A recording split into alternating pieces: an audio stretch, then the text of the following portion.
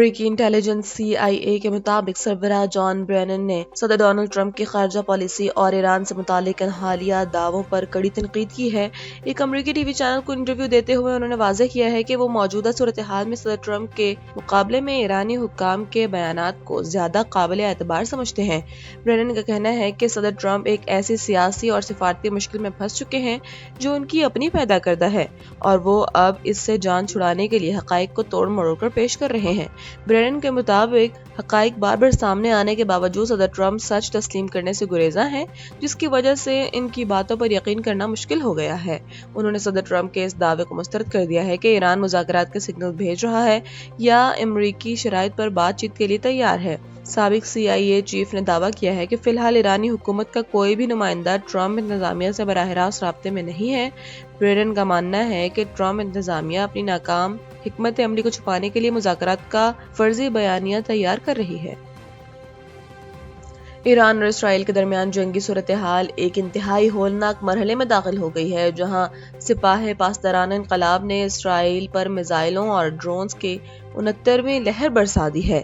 इस हमले में न सिर्फ तेल अवीव के दिफाई हिसार को मुतासर किया गया है, बल्कि शहर के वस्ती और शुमाली इलाकों में भी इमारतों और गाड़ियों को शदीद नुकसान पहुंचा है। ईरानी हुकाम का दावा है कि इस बार निशाना खास तौर पर इसराइली इंटेलिजेंस एजेंसियां और लॉजिस्टिक मराकज थे। ईरान ने अपने जदीद तरीन मिसाइल खैबर शिकन, इमाद और सजील इस्तेमाल किए, जो अपनी रफ्तार और तबाहकुन सलाहियत के लिए जाने जाते हैं।